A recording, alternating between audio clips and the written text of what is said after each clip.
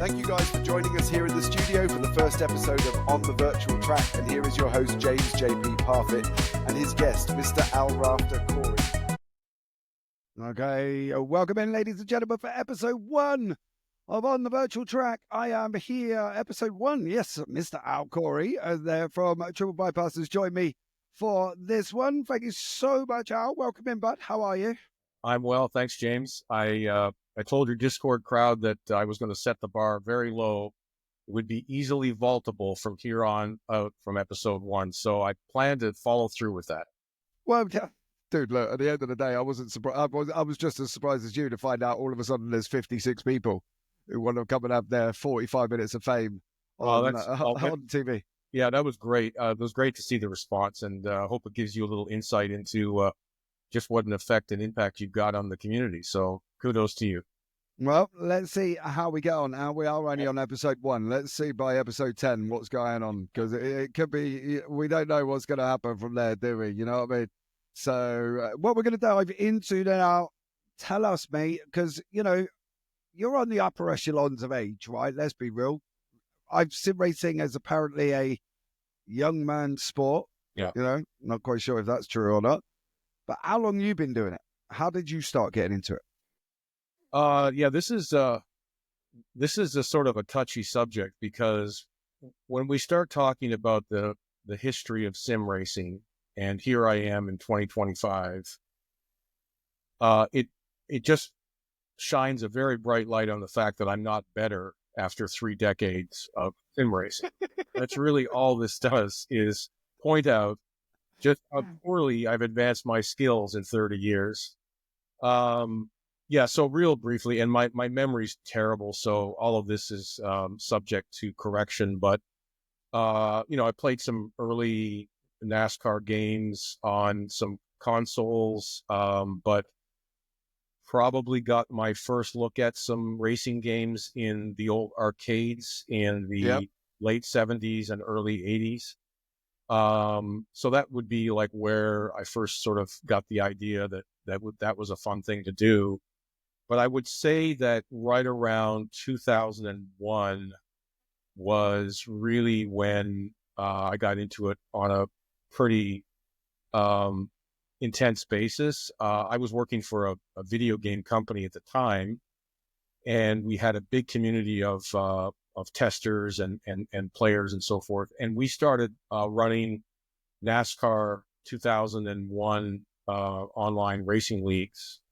And back in that time, it was you had to host it on a server. There was no centralized server system. So I was lucky enough to be able to use some infrastructure available to me. And I hosted a couple of leagues, and we ran races and standings. We used to have so many drivers at that time that we would have a pre-qualifying. And if you didn't make the cut, you'd have to sit out the race. So we built our own setups. It was all very hardcore back then. So was pretty involved with that, and got involved with those leagues for several years, and really, really enjoyed it. Of course, right through NASCAR Racing 2003. And then took a hiatus from sim racing for probably 10 years, I would say. And I had known about iRacing, but for whatever reason, I guess I was just involved with other things. So one of the leagues that I was a part of decided to try to get the band back together, and we did, and we started back in 2003, NASCAR Racing 2003. We propped up another server, but the numbers weren't big, and it was kind of a little underwhelming. So we decided to make the move to iRacing, and stuck with that league for about a year, I guess. And then myself and several of the other key admins from that league decided to strike out on our own, and we stood up Triple Bypass Racing. So that league has been going on for our 2-year anniversary is this month. So that's the quick overview. I've always done a lot of oval racing, not really done much road racing, although way back in the day, there was some Grand Prix Legends in there somewhere and some other sims, but only in the last year have I picked up some road racing in iRacing, but still primarily always been the love has been oval racing. Yeah, I've seen you in some GT3, GTP multi-class, Al. Yeah, it's not pretty. Yeah. It's not pretty. No, I can't. I I think you have your moments, don't you? Let's be real about it. I always have a built-in excuse for that, which is when you drive oval stock cars sit on sims for 20, 30 years, you never trust grip on a road course because the stock cars do not have any grip. They have no downforce. They have no grip. So it's tiptoeing through every chicane and every corner. And so I often, have people tell me, oh, you've got to push the car deeper into the corner, or you've got to trust that you can. Yeah, I can't build the trust in road cars because I've been driving those ovals for so long. I think that was the hardest thing for me coming from road to oval, and now I just don't drive anything. I haven't got the time, but I think there's something about ovals. It seems to bring that moment of joy when you cross over and the line, and you know that you've been at Daytona, or you've been at Talladega, or for me, Martinsville, favorite circuit. It's knowing that you survived. I think that's the thing for me, especially when you're doing like 100 laps at Dega, which is just full flat, going absolutely mental. And then you go over the line. But road, it is a different feeling because you go over the line, you go, yay, I won. And then there's nothing else there for me. I don't know. I'm a bit more of a lover of ovals than I am for road, and I'm an Englishman. Yeah. I think there's something about oval racing that it's the proximity to other cars and cautions bringing the fields back together. Whereas road racing, again, I don't have much of a history in it, but my experience in it has been it's a more solo effort. It's a bit of more of an isolated experience. It's you racing the track. Yeah, certainly you're going to run up against, overtakes for cars or you being overtaken. But with oval, it feels like it's very much of a herd mentality. You're constantly battling the car directly in front of you and directly behind you. And because there's so many more opportunities for the drivers to have their cars pushed back together under caution restarts, it's a much, it's a frantic sort of experience. So I think that's the difference. I have no hate for anybody who says ovals are down my like road. That's like totally their preference. But but that's the reason I think I'm attracted to ovals is just the closeness of competition. I think it's the fact you sit in a car and you can hear two lines alongside you, and you can hear the wrong. And it's not just your car you're concentrating on. Right. It's everybody behind. It's the guy who's doing this up in front of you. Is the guy beside you who's literally about a foot away from your door. Your head's like an owl almost. That's the only way I can explain it, because you end up swiveling like this and checking what's going on, and you're making sure you don't do anything wrong. And I think that thrill of ovals, 200 miles an hour around Dega, you can't beat it. I think that's the thing.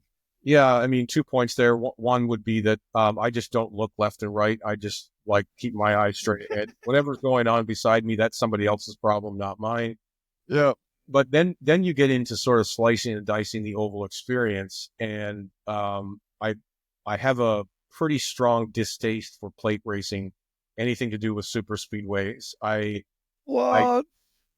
It's not my. Not only is it not my favorite kind of racing, it's the kind of racing I actively try to stay away from.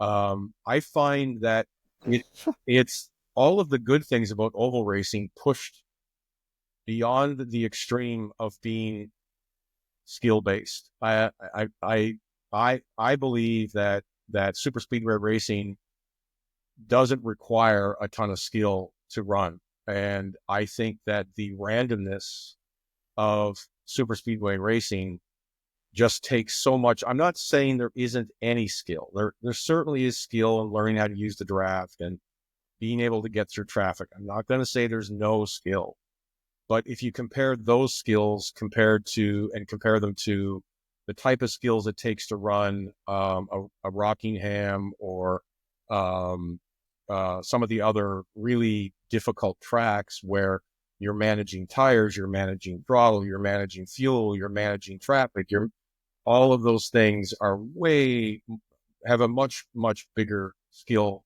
gap than putting your foot on the floor and just waiting for the wreck. That's my opinion.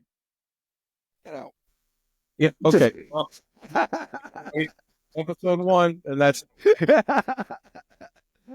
I think I love plate racing. I think it's amazing being able to sit there and just concentrate, and you're dealing with the trap. The guy behind you wants to stick his nose up your bum every 2 seconds. You know, the geezer in front who doesn't know whether he's coming or going. I don't know. For me, short track is great. And I do love Bristol. I love Martinsville. I think it's absolutely amazing. And I just think there's just something about plate racing that you can't beat it.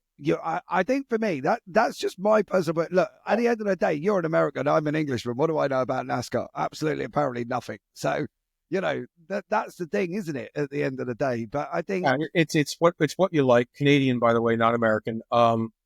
Yeah, it's whatever. Really? You're going to be big. Yeah, I'm going to correct you there. Are you living in Canada now? Well, I may not be residing in Canada. Anyway, there's so much room in sim racing for everybody. Like there's road, there's road racing with production vehicles. There's prototypes. There's open wheel and oval. There's short tracks, and there's plate racing, and there's everything in between. High horsepower, low downforce. All the colors of the rainbow. Yeah. So it's whatever you like. Me personally, I just sort of hold my nose and I run those plate races in our league for participation and points, but it's not something I really enjoy that much. So that leads us nicely into the next bit. All right. Where did Triple Bypass come from? Where did all of a sudden you guys come up with a name and go Triple Bypass? Where did they even pick up from? Because it's not everybody's normal name, some way or another they have something. And there's you talking about a poor geezer in the hospital who needs work done on his heart. You know what I mean? What's all that about? Well, there's a bit of history that I probably won't have time for today, but we were the folks that left the previous league. Most of us are a little older. Many of us, of the founders, are a little, we're not in our teens. We're not in our 20s. Most of us are 30s, 40s, or older, in some cases much. And so, there was sort of, we weren't looking to establish a league that was full of young hotshot kids that wanted to go road to pro. We were much more interested in forming a little clubhouse of mature guys who just want to hang out and have fun. And the racing's why we're there, but the racing's not why we're there, if you get my drift. So, So actually I have to give full credit, and I've gone on record in a live stream for our league. I have to give full credit to Jason Benson, one of our co-founders. His wife came up with the name. I don't know how she came up with the name, but I suspect it was due to our age that she thought we were all heart surgery at some point, which is your 2-1. Yeah. So that's how we came up with the name. But it's been amazing. I think there was I'm going to get the count wrong, but I think there's 8 or 9 of us that got together and formed the league. And I don't know that you've been through creating an online racing league or any. I have. Yeah. There's this point where you're not sure whether anybody's going to turn up and race with you, right? Yeah. And for us, we had the dozen of us or so that we were friends and we wanted to race together, and whatever happened besides that didn't matter. So we weren't really concerned. And as it's turned out, we found a lot of other guys who have the same approach to community racing and been able to grow the league with some terrific people. So yeah, it's worked out well. I think that's the thing with you guys. You have clean racing, probably cleaner than I've seen in any oval NASCAR league, to be blatantly honest. I think that for me is just one of the things that makes you stand out, right? The racing is clean and it's caution free at some points, and yeah, you have your moments every now and then. It's like anything, right? But 9 out of 10 times you're below 5 cautions, and that in its own right is a feat. But when you're bringing people together, it's always a complicated process. How do you guys decipher who's boss, who's having the final decision?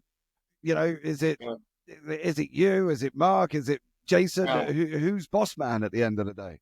Yeah, it's a bit by committee. What we did is we established a set of rules, and we established a process for self-reporting incidents, like a protest system, and we try to let as much of the goings on be handled after races. So we're pretty clear with everybody that while we're racing, it's not the time to get into an argument about who ran into who or whatever. But despite the fact that we have a lot of sort of really good rules in place, and we have a process for protests, and we have specific admin teams for every series who will accept protests and review them and provide ruling, that the truth is that I think if you build a league where you're signaling to everybody that this is a place to be friends, a place to build friendships over time, that it's a racing league, but it's more about a community than it is about who finishes first, second, and third in a race. You probably might find yourself surprised that we don't spend a ton of time with penalties and protests. Yes, they happen. And, some guys, they come in and they add into the league, and, their expectations are different than what they have with other leagues. And some of those guys don't stick around that long once they realize, it's not all about competition, hyper-focused competition.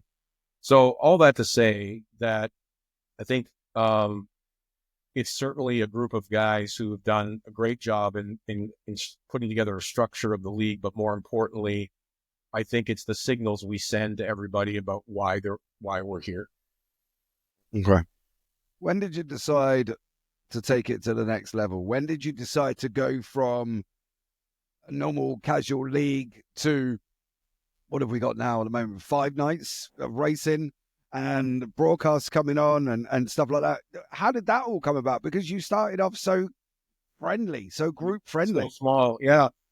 I think I've always wanted to try to grow the league in a way that we could support more nights of racing and grow in size. I think that there's great opportunities to bring in, a variety of people. Like, it's not just us 8 racing 5 nights a week. We recently had a road race at Road America that your crew broadcast, and we had 30 drivers for a road race at Road America in a next gen car. And maybe for some folks out there who might watch this, that doesn't sound like an impressive number. For us, having 30 oval drivers at Road America was a real eye opener that maybe we're growing, but it was never. We don't have a plan. We don't have a plan to have some marquee league that attracts big sponsors and we grow our league to 1,000 drivers. That's not our goal. We're just trying to see what people like, what nights do they like to race, and we just sort of fly by the seat of our pants. Look, it seems to be the best way, to be blatantly honest, Al, because there ain't many people who could do 5 nights of it. To be fair, NASCAR's on road circuits just is a no for me, regardless. I don't think they go. They're like Marmite and peanut butter. You can't put them together. It's disgusting, to be blatantly honest. But I think at the end of the day, if you're going 5 nights of racing, you're filling grids, everybody's still joining. How do you deal with the little shits? There's always some little, you want to grab hold of him and kick him out. How do you deal with somebody like that? Because we've all seen them, right? There's people all the way across. There's people who come in hardcore. They want to win, they argue, they fight. Yeah. How do you deal with that? Well, I probably, I might be wrong, but my memory tells me that in the 2 years that we've had the league, that we've actually ejected 2 drivers from the league in 2 years, which I think is a really impressive thing to be able to say. Again, going back to sort of the signals we send about the way we operate the league, we do when we have new folks in, we try to make sure they know the rules. We try to make them understand why our league is, what it's about. And like I said, what we found is that the people who aren't focused on kind of a community club orientation towards racing, they don't stick around very long because they realize that the type of behavior that they're, exhibiting regarding the importance of winning, the importance of passing somebody, the risks on track, that's not compatible with the way that we run our league. So that's not to say we don't have some incredibly talented drivers, and you've seen them. One of them's on a controller. One of them's on a controller. God, I wish we wouldn't talk about that. Hey, look, it's not our fault, Al, that he drives on a controller and is better than all of us on a wheel. Yeah, I just want to keep from anybody thinking that we're looking for people on controllers. That's the only restriction. No more controller drivers allowed. Right. Yeah. We've got one that's kicking our ass. We don't want any more. He grandfathered into the league because he was with us previously in the old league. But anyway, so look, it's not a lot of work to manage folks when if somebody comes in and they're not a good fit. Me or anybody else very rarely has to reach out to them and say, you're not behaving correctly in our league. It just by osmosis almost they realize, hey, this is not the place for me. Yeah. What is, if you could put somebody come at you and say, right, I want one sentence about triple bypass that's got to envision or envisage us to say what you guys are about, how would you put that sentence? We're an inclusive group of sim racing enthusiasts, where you make friends for now and for years to come. That's really what it's about. We're really trying to build a social group more than we're worried about racing. And like I said, we're here for racing. That's the excuse that we have. But I have friends in this league going back to 1999. John Campbell very well. He's been a friend of mine. I've been racing with him since 1999. John Barton's another one in our league who's he's been a friend of mine for 30 years. And some of the guys I've been racing with here now for, 5 years plus. It's not everybody sticks around that long. That's just the way it goes. Some people come and go, but we have a core of drivers now and members now, some of which I will expect will be around for as long as we have the league and making great friends. So yeah, that's what it's all about. What's the plans going forward? I don't know that I have, really anybody has a roadmap. I really think that our decision to have you, JP Broadcasting, focus on one series this season, our next gen, so our entire next gen schedule is being broadcast. I think that was a really good move for our group because previously in the other seasons with you, we've sort of had you floating around on all the seasons or all the different series, I should say.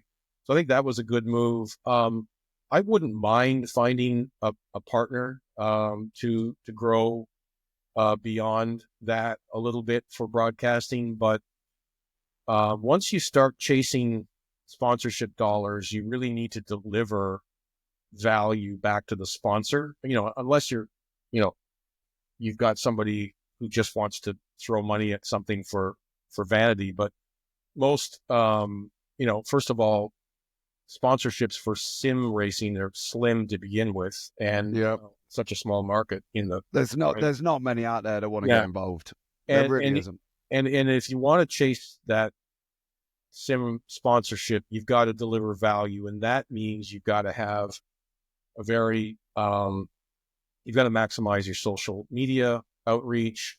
You've got to hustle find ways for exposure, as much as you can, whether it's Twitch or YouTube or whatever, you've got to push, and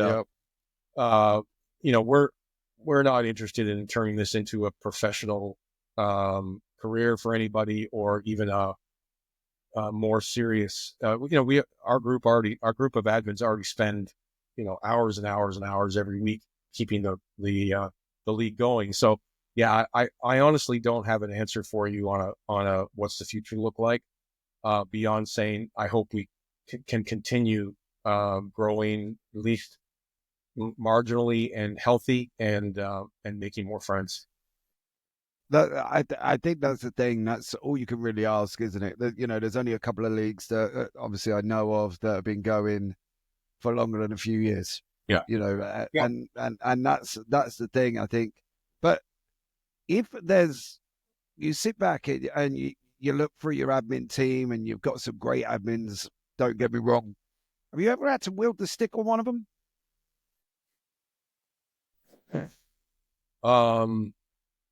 This is the part that you're going to cut out of the interview, right? Oh. No.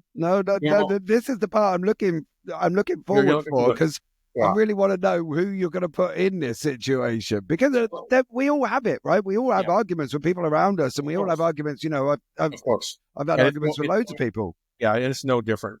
We have this group of guys, the founders of this league, that we try to grow and keep the league healthy as a committee. And we've definitely had arguments about things. Fortunately, I don't. Now they may say different, but I don't recall. I don't recall ever having to sort of slam my fist on the table and say, "No, this is the way it's going to be." It feels to me like in the last 2 years that sometimes there's been hard times, and we haven't always agreed on things, and people in our admin group have been very frustrated about some specific things. There's definitely been some of that friction, but here we are. And, we've had, I think, one of the guys that we started with 2 years ago take a step back because of real life priorities got in the way. He's still active with us in the Discord group, but he just doesn't have the ability to commit any time to the league. So that's to me a testament to how great the group is.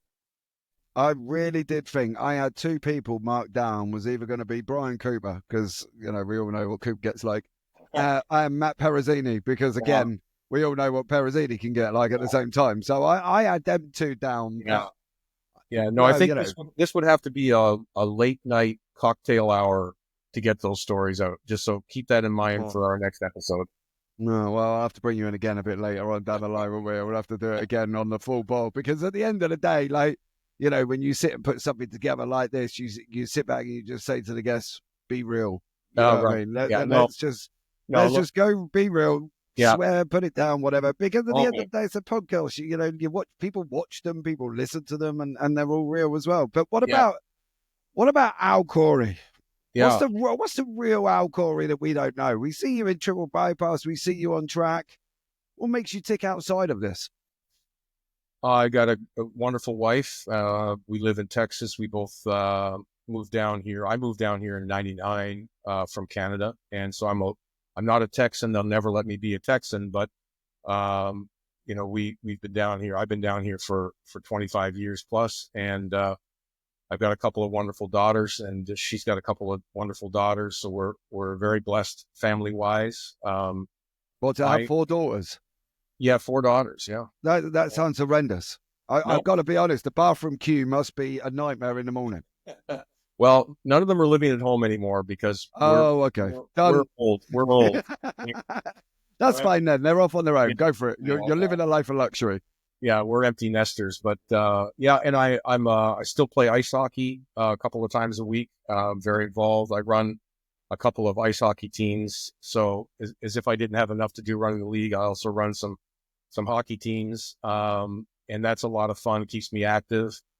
My ice hockey career is, I can see the end coming just due to my age, but still doing that really, really actively. And that's really what fills my week is racing and hockey. And you got a day job in the process. I still have a day job, surprisingly. Yeah. Again, looking for the finish line on that. Retirement looms ahead. So I've been in product marketing, brand marketing. I've been a lot to do with project management over the years, and mostly in technology areas. So yeah, I've been pretty lucky in my work life to find a path to keep finding companies to pay me. So that's worked out well. I think ice hockey just astounds me. I never, then again, you're Canadian. I should have probably gathered it was ice hockey, to be blatantly honest, really, wouldn't I? On that one, because that's pretty much all you guys do up there, isn't it? At the end of the day, but how you still do that? I wake up every morning, and I got a new pane somewhere that wasn't there 24 hours ago. You know what I mean? How are you still doing ice hockey? I could barely run up my pathway. Well, there's a wonderful solution to that, which is it's a sort of a ladder. We're all talking about rec hockey here, right? We call it beer league. And it sort of generally follows an A, B, C, D, E ranking. So I actually took 20 some years off. I think my last hockey game in college was like, let me think if I can think of the year. It would have been like 87, let's say 87. And then I started playing again 20 years later. And I've sort of gone, in the last 10 years, I've gone from A to B, C, I'm on the verge of D. So there's an exit plan for all beer league hockey players, which is, once you get to the bottom rung and you can't hang on anymore, you drop off. But I'm definitely one of the oldest, for sure, on the teams that we play with and against. So I've been very lucky to avoid serious injuries, because I can't say the same for a lot of guys that have played on my teams over the years. Yeah. What's the, if you sit back and you think, if I've got a retirement plan coming in, I'm heading to E in my hockey. Yeah. Where are you in your sim racing? Are you going to ever sit back and think, I've had enough? Yeah. I mean, I think there will be a time. It's interesting, it sort of goes back to the beginning of our conversation where I was bemoaning the fact that I wasn't better after, sim racing for 30 years on and off. But there is a point, and I don't know, I haven't found it yet, where your reaction times are so slow that you really can't participate. Like, I don't know where I've heard people on, in different racing forums, like, I'm 70 years old, I'm still enjoying it. I know somebody who's like 71 and he's still driving. Yeah. So I don't know where that threshold happens. I'm certainly now in a position where I don't have those twitch reflexes that you get when you have when you're 20, 21 or 25 or whatever. So, I'm sort of, I work as much as I can to stay competitive, at least be in the mix most of the days.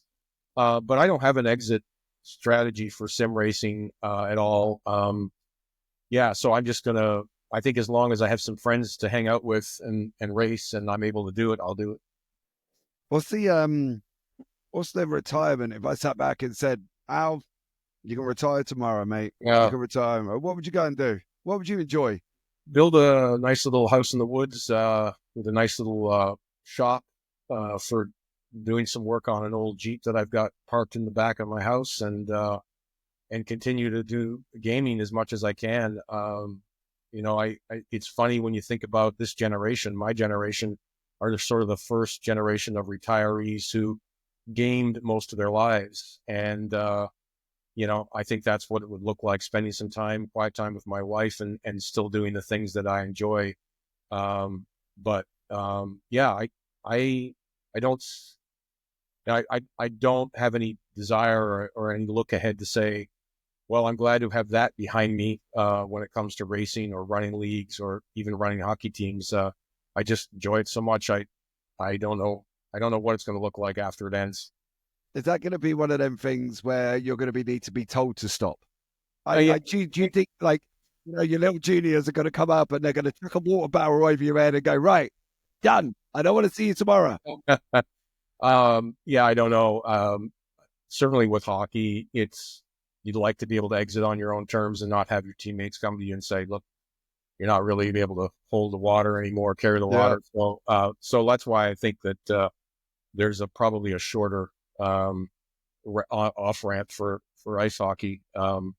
But yeah, you'd like to be able to leave on your own terms. I always tell my guys on the hockey teams that I'm one injury away from retirement because, I'm not going to come back from a torn knee or broken this or a broken that. That'll be the end. So yeah, yeah, you'd like to be able to leave on your own terms. And the same with sim racing. Like I don't know what sim racing is going to look like in 10 years or 20 years if I'll be around for it. But certainly VR has taken it to another level, I think. I don't care for it myself, but No.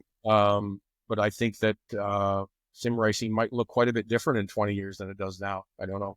I think that's the thing. There's a lot of things that are changing over the times. I've driven in VR and I've driven on single monitors. I've driven on triples.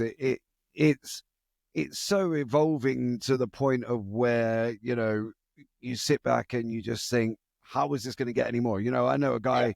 He drives in VR. He sits in a motion simulator, and he's doing all this at the same time. His head's doing this, and he's got VR on and everything else. How more realistic can they make it? Apart from putting you in, I don't know, putting you in the car. I can't see how it's going to go.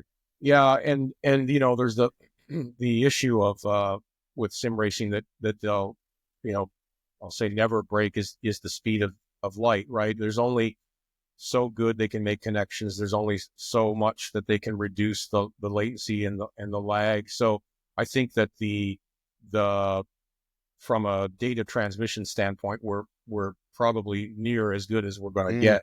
So then it's all back into the experience. Like, what can you do to make it more visceral? And maybe VR and motion rigs are what we're going to see down the road. But when you start thinking about how small the sim racing business is compared to everything else, it's not likely sim racing that's going to drive innovation. It's going to be other sectors of technology that are going to drive, just like we saw with VR. So yeah, I don't know what it's going to look like, and maybe we have peaked. I don't know, but I'm not quite ready to strap on a scuba suit that's wired up to shock me every time I hit the outside wall. So I've seen that film as well where he puts on a full haptic feedback suit, mate, and then gets punched and stuff like that. I think I don't know. I'm not quite there either, to be honest. I don't think that's something that I would want to experience. I think to be fair, bar from polishing up certain amounts of engines within certain sims, we've obviously had the Le Mans Ultimate release and R Factor 2 with the mods and ACC Evo. We've got iRacing kind of improving with the rain. It was something that everybody wanted, and then everybody moans about. It's just one of them things. And, I don't know how much further they can go with it apart from polishing up a little bit. I think that's the thing for me. ACC Evo is great in some aspects, but others it's not. iRacing is great in aspects, but others it's not. I'd love to see some form of collaboration between all of them to come up with something amazing. I'd love to take some of the styling graphics and that out of ACC with the modding capabilities of RF2 and the realism of iRacing together. I think, the three of them could make something truly amazing. But if somebody come to you and said, right, Al, you've got one car, one track, what would it be to put it in there? Wow. You mean existing or not existing? Doesn't matter. Boy, I didn't expect this question. Can't give Uh, you time to think about that, can I? You know what I mean? You'll be there no, for you ages really, otherwise. yeah, you didn't give me any time on that. Well, from a track standpoint, um, I think Dover will always be my favorite track to run, Hmm. followed closely by Bristol. And I just love the high horsepower stock cars, the Gen 4, the Gen 6. I love those. I love those cars that have the horsepower to roast the tires, Yeah. because I've always been uh, much um, much more focused on tire conservation and getting the maximum you can out of a car over a long run, as opposed to the hot lap. That's Yeah. always been my strength. So I think I would have to pick some high horsepower. Like, I can't wait for the new Gen 4 bodies in iRacing. I can't wait for that, because that old car, that old ARCA car body that got repurposed for the Gen 4. It felt like a planned mistake on iRacing's part, just to test the waters. And that car is fantastic to drive. Roasts the hell out of the back tires, which I love. So Yeah. that's probably where I'd end up. I'll give you a choice in the world and said to you, pick a car that you don't own. Real I, life. in real life. So this is going to be sad, but I had a Toyota FJ years ago that got stolen out of my backyard. And that vehicle was so kitted out with off-road capabilities, steel bumpers and plates and lift kits, and it had every bull bars and every other damn thing, lights on it and everything else. I Yeah. loved that car so much. And of course, they stopped making those cars quite a few years ago. They're very difficult to even find anymore. I'd love to have that car back. Love to have that car back. Toyota FJ. Wow. I think I was expecting something a little bit more, Exotic? sporty. Exotic. Yeah, if you want. I don't know. Maybe Maybe that's a Picardi Zonda or Lamborghini or something like that. Or maybe even that's a Mustang, yeah. or something. Maybe that's a personality test question. I don't know, but What do they say? What do they say about it? You know what I mean? But I think going forward now, it's been great having a chat with you and your insights into sim racing and triple bypass and real life as well. And you know, where do you see you? If I said to you now, 5 years time, where you want to be? Where do you want to be? Because you are right. As you get older, you slow down, your reactions go, yeah, your knees start going, and yeah, whatever yeah, else. 5 years time, if we gave Al Corey a destination, a choice, of what would Al really want to be doing? Does he yeah, really want to be doing gaming? yeah. No, I do. I would very much like to have the torch passed over to a few other guys in the Mm. league.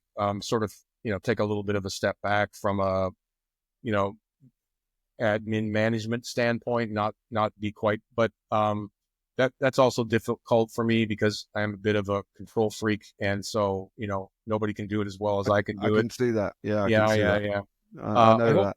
I hope triple bypass is around in 5 years. I had a conversation with our founders here, our group, a couple of days ago, and we were just astounded to realize that we just passed 2 years, our 2 year anniversary, and so I'd love it if 5 years from now we were still around, and maybe we had some guys who felt like they wanted to pick up the mantle from the heavy lifting of Mm. running the league. But yeah, that would be fantastic. I don't think I'll still be playing hockey in 5 years, but who knows? That E rung, that ABC the E rung pretty low, so I don't know. Uh, Just how close are you, though? That's the yeah, yeah, problem, yeah, is it? that's right. That's right. You think you're DC, and everybody else Yeah, thinks you might be DE. Al, you yeah, know what I mean? You're borderline bottom run. exactly.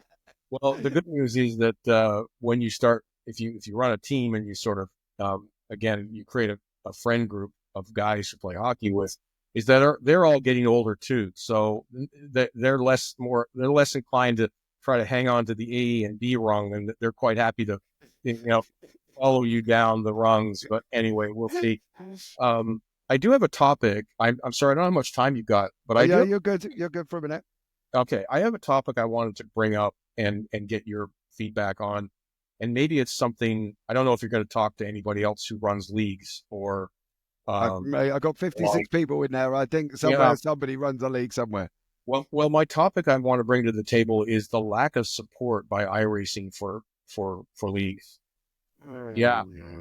Bro, you're putting me out on the mat. You know, I do this for a living, right? I know, but You see, know I'm what I the mean? one bringing it up, not you. So you can talk to me about how great a job they do. It astounds me uh, about how the lack of focus on I'll call it league. You can call it club racing. You call it whatever you want to call it, but it's league racing.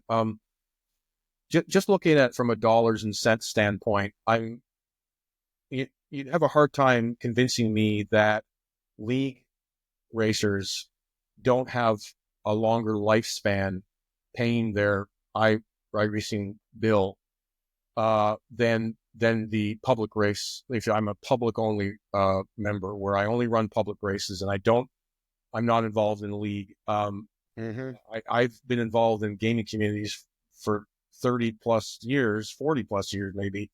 And everybody knows that if you have a social group, you stick around longer than for any other. So it blows me away that iRacing can ignore or overlook that opportunity to extend the lifespan of a customer and collect more subscription money, not to mention the DLC model they have for all the cars and tracks. So so I look at the recent transition they made in the UI.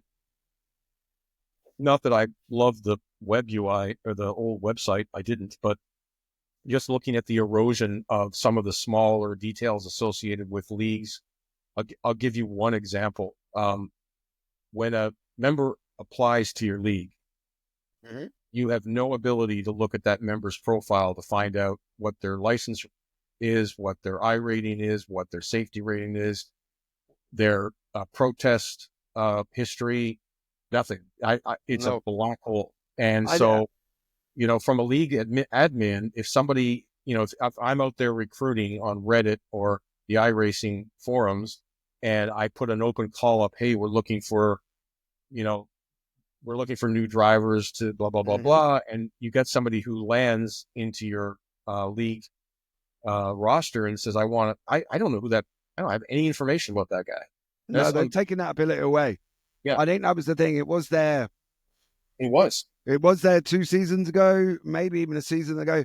That they've taken the ability away. Especially for me, it's very hard for me to, when you get into a league session and then all of a sudden there's a driver that you haven't got no details for, you normally add them in and pick a class, especially in class racing.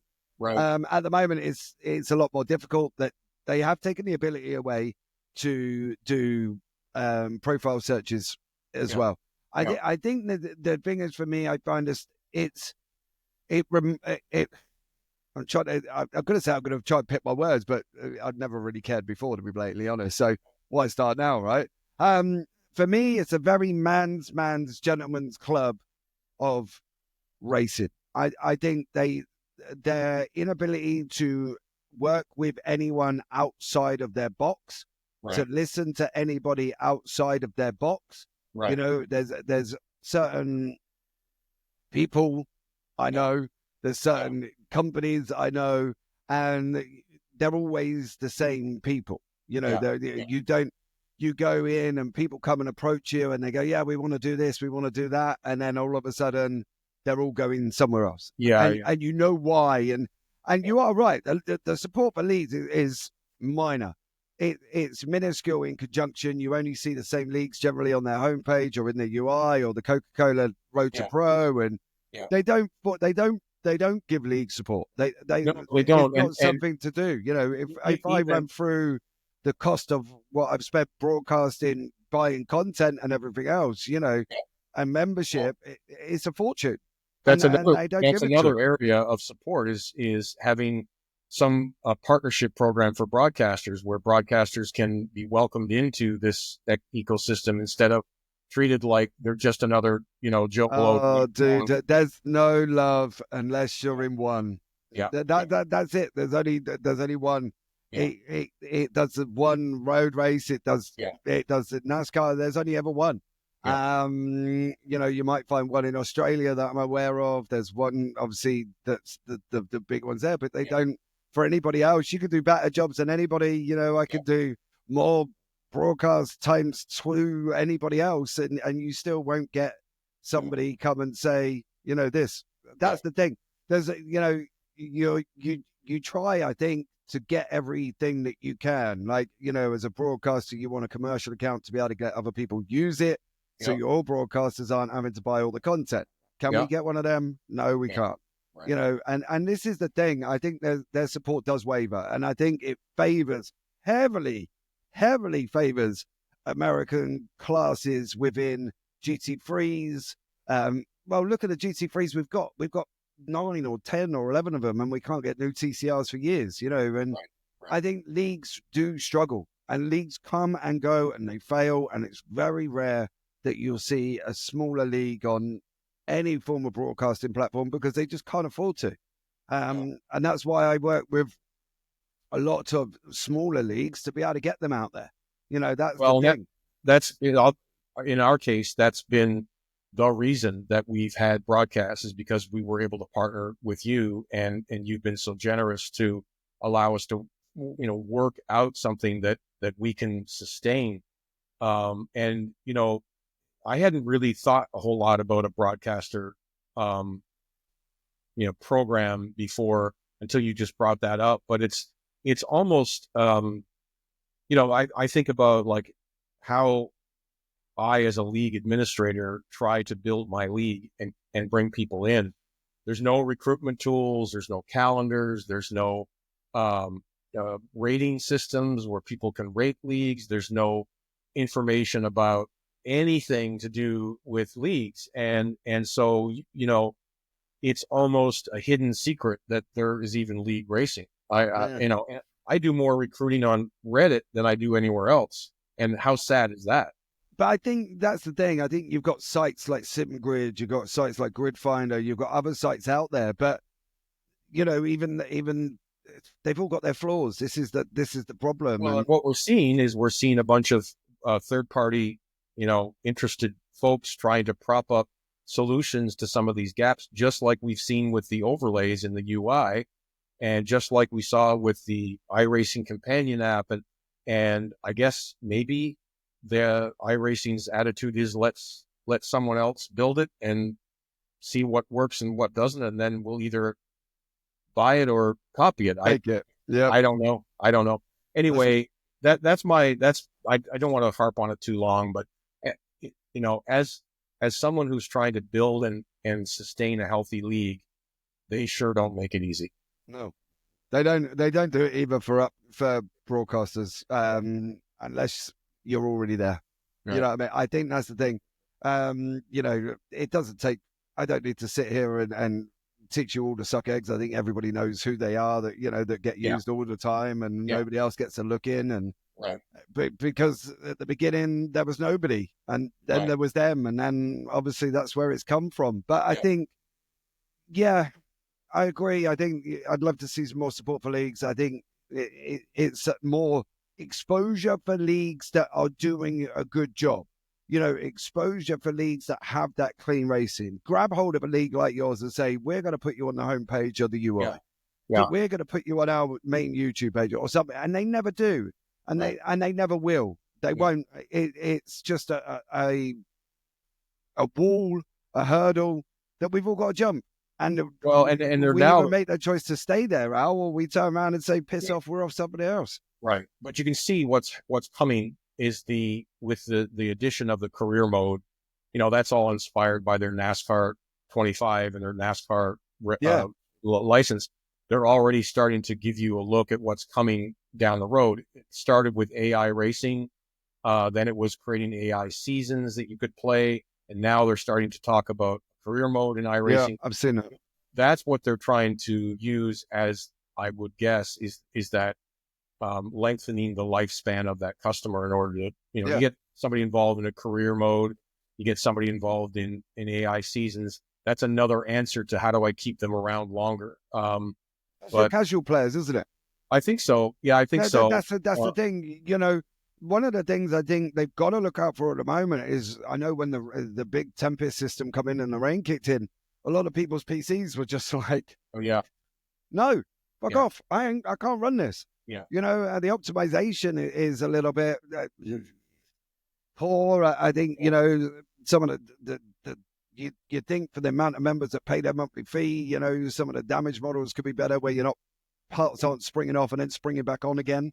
You know, that for me as a broadcaster, that's a horrendous. You go, oh, he's lost his lights, like I did earlier on in a Nords race, and then all of a sudden his lights are there. I'm like, Back on, yeah. hold on a minute. They've got challenges for sure. I think that you know, really the recent licenses that they were able to pick up, I think it's going to take them to another level, give them more funding, let them do more things. We're hearing about new graphics engines, and we're hearing about new tire models. We're hearing, you know, and I'm not sure how much of that would be propelled quickly ahead without some of this other money from the casual game, the NASCAR 25 game. So I take it all as good. But you know, what I was going to say was that without that kind of investment that they're going to be able to get from these licenses and these products, they were in a very tough spot. I have some personal experience with this, which is you get to a point where you want to advance the product, but you're terrified you're going to lose the current customer base.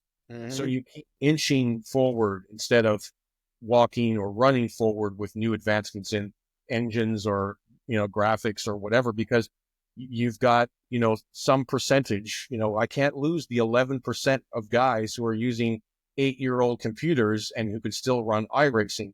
And so that's a really tough spot for them to be in. And that's why I'm really happy to see them getting the license and the game console, you know, license, and that's going to go out. And they've had a couple of other projects, and they get the indie license, and it's growing because what that means is that it's going to be easier for them to cut loose that 11% of guys who are running on 8 or 10-year-old computers.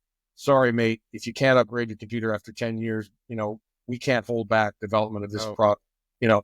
So, but I think they were in a kind of a bind there. If you go back 3, 4, 5 years ago, I think they were in a bit of a bind about, boy, we really can't take those big steps forward because we can't afford to drop 20% of our user base. So I think you're right. I think you're right. I think it was either take a step forward or lose out. And they were being snapped at as well. Yeah. You know, even with the release of AC Assetto Corsa Evo and, you know, the modding capabilities in RF2 and stuff like that, I think they were in a jam. I think the Tempest system saved them to a point because obviously bringing rain in was massive.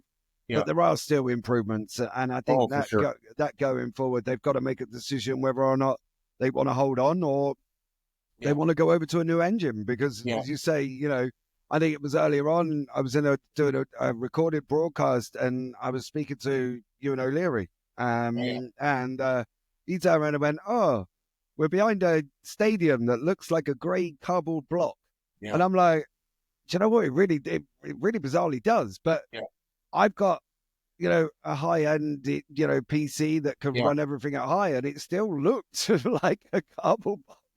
It was really quite bizarre, but you know, we all know that there's challenges out there, and I'd love more support for leagues. I'd love more support for, you know, upcoming broadcasters or anything like that to give everybody a little bit of exposure.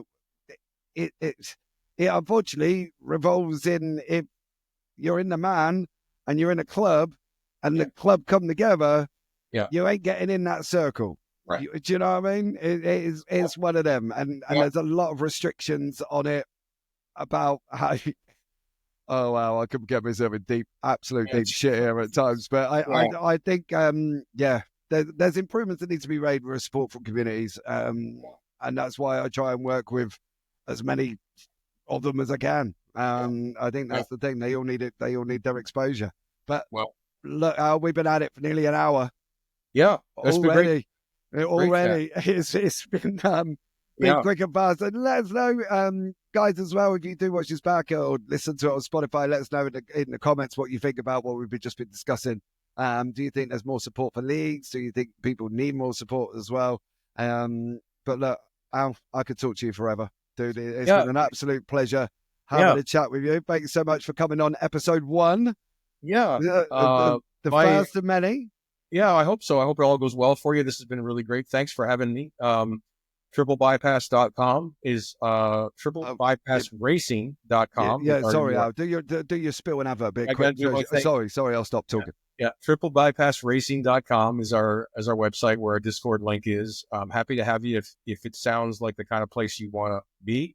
If it doesn't, don't come. But I just want to take a minute to let everybody know what James and his team of folks, of broadcasting talent, have done for us. We partnered with them, and by partner, I mean started paying him. Very, you're not supposed to tell anybody that. It's all for free. Pretty early when we got, very early, we had a relationship with James, and he has become an honorary, if not full-fledged member of our league, from a standpoint that everybody in our league appreciates him and his team for what they do. We've had various folks from your group, James, on broadcast. We've never had anybody we didn't just absolutely adore. So I just want to say thanks, because you have been a really big part of not only growing our community, but making it an exciting and fun place to be for our members. So I just want to say thanks, because sincerely, you've been a really big ad for us and a really big part of our league. So thank you. Okay, mate. Well, thank you very much for that. Lovely words. And, I was not you expecting need my PayPal address now? Yeah, please, mate. If you can, that briefly, Robert, if you let me know, I'll send that $20 over after for doing it. But listen, mate. Well, thanks, and good luck, and thanks for doing it, James. I appreciate it. No worries, guys. Well, that's going to wrap this one up. Episode 1 is done and dusted. It will go out next Tuesday, so it will be released on the 4th of March.